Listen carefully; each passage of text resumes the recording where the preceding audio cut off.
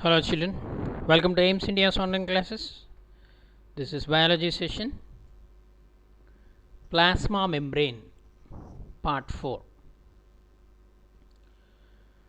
In the previous classes we have studied about the transport of substances across the plasma membrane, under which an important concept called osmosis we have been discussing. This osmosis, while studying the effects of different solutions on plants and animals, especially on the cells, three conditions may arise depending upon the tonicity of solution. Tonicity. Okay. What are those three conditions? Hypotonic solution, isotonic solution, hypertonic solution. These are the three types of solutions. Let us briefly know about this tonicity of these three types of solutions. Hypotonic solution, a solution that is dilute or has more water molecules than what is present in a cell. It is said to be hypotonic solution. Solvent is more. If an animal cell is placed in a hypotonic solution, water from the solution outside moves into the cell by virtue of osmosis, that is called endoosmosis. So yesterday one activity we have conducted, that is the egg membrane, or the egg after dissolving the shell, when it is placed in the fresh water, the water enters into the egg. Okay. So as a result of that, what happens? The cell swells up. If the process continues, the cell may burst. Okay, children, please note that water molecules will move across the membrane on both sides. However, there will be a greater movement of water molecules into the cell than outside. The net movement of water is inwards. Whereas if you place a plant cell in a hypotonic solution, it does not burst.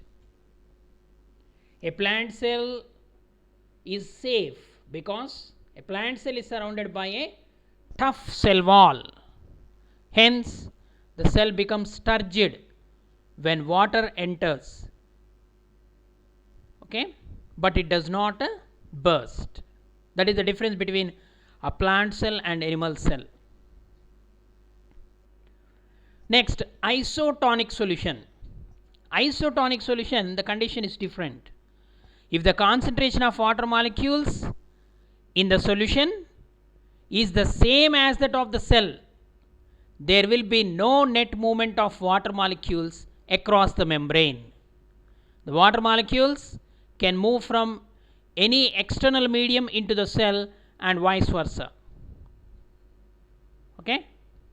However, the net movement of water molecules is 0 in isotonic solution. Such a solution is said to be isotonic with the cell. For example, Ringer's solution is a solution containing various salts isotonic to that of the body fluids of an animal. Okay, it is an example of isotonic solution. Now come to the condition hypertonic. Okay,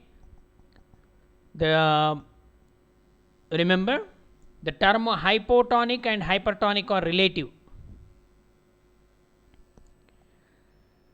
So here hypertonic solution, if you take, in case the solution has less water molecules than that of the cell, it is said to be hypertonic solution. Or a solution that has more solute and less water in comparison with the cell. It is called hypertonic. If an animal cell is placed in a hypertonic solution, it loses water by osmosis. So this also we have done, an egg membrane filled with water and placed in a saturated solution, sugar solution. What happened? Exoosmosis occurs and shrinks, whereas a plant cell, however, does not shrink when placed in hypertonic solution, because the rigid cell wall prevents its shrinkage. However, as water or cell sap moves out of the cell, the protoplasm starts shrinking. In other words, the cell membrane along with the cytoplasmic contents recedes away from the cell wall. This is known as plasmolysis. Plasmolysis. A plasmolyzed cell can be deplasmolyzed by placing it in a hypotonic solution. Okay, let us assume or conduct a simple experiment comparatively, making prepare the three solutions: hypotonic, where the solution concentration is less, and isotonic, both solute and solvent concentration is same, and the hypertonic, where the solute concentration is more than the solvent. So take a animal cell like RBC. When RBC is placed in isotonic solution, water enters inside, okay, and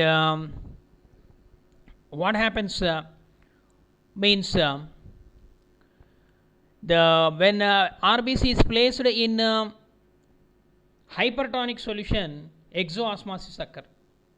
In hypotonic solution, endoosmosis occur. Whereas when you place in the hypotonic solution, same, no change. Okay. So the shrinkage and blotting of egg experiment we have conducted.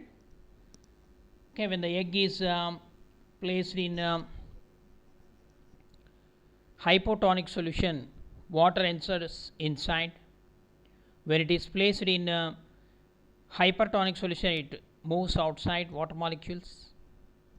Okay, in hypotonic solution, equilibrium, same. Okay, children.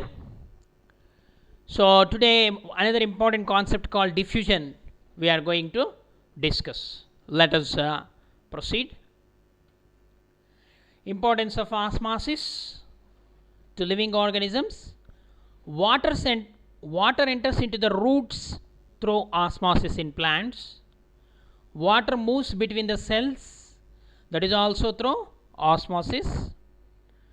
And osmosis helps in opening and closing of stomata. It brings about the movement of water and minerals in certain plants. In our body, the waste materials are filtered from the blood by osmosis. In our body, useful materials are absorbed along with water through osmosis. Okay, reabsorption takes place through osmosis. Okay. Now come to the concept diffusion. There are other ways in which the materials move in the medium. One of it is this diffusion. Let us study one such process by the following activity. If a bottle of scent is opened in one corner of a room, what will happen? It will spread to entire room. Or if you place the jasmine flowers at one corner of a room, its smell will diffuse, spread the entire room. How do we feel? Its smell spreads in the entire room. Let us think of the following. How the smell is spreading in the entire room. So when you go near that scent bottle or the jasmine flower bunch, you sense more smell. Okay, means the concentration is more when you move to the corner of the room you will smell, but the concentration is less. Is the smell spreading uniformly in the entire room? Yeah, slowly that smell spread the entire room. How long that spread takes place occur? Until the smell equally distributed in the room. So can you reach the scent bottle if you are blindfolded? Definitely. Okay, so because of the powerful sensation you can move towards it and you can reach it. When blindfolded, how you are able to locate the scent bottle? With the help of a smell. Can you give any other such examples? Okay, not only the scent, even the fruit. When you are going nearby fruit market, you will sense the smell or the fragrance of the fruits or the fragrance of the flowers. Okay, these are all. Or when any favorite dish or nearby any hotel you are passing, the biryani or some other food materials with the spicy smell you can sense. These are all the examples of this diffusion. Okay, so another activity. There are 4 ways in which the substances move in a medium. Let us study another such process by the following activity. Experiment with coffee powder. Let us take a half bowl of water.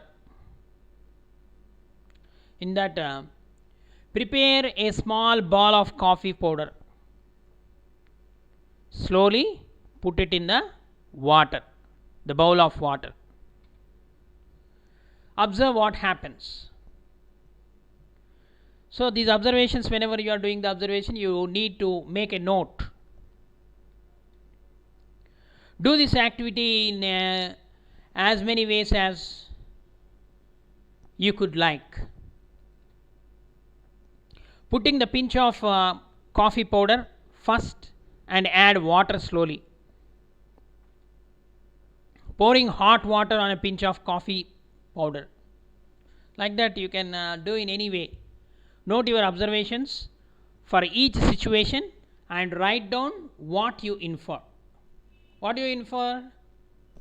That coffee fragrance and the coffee flavor will spread in the entire water.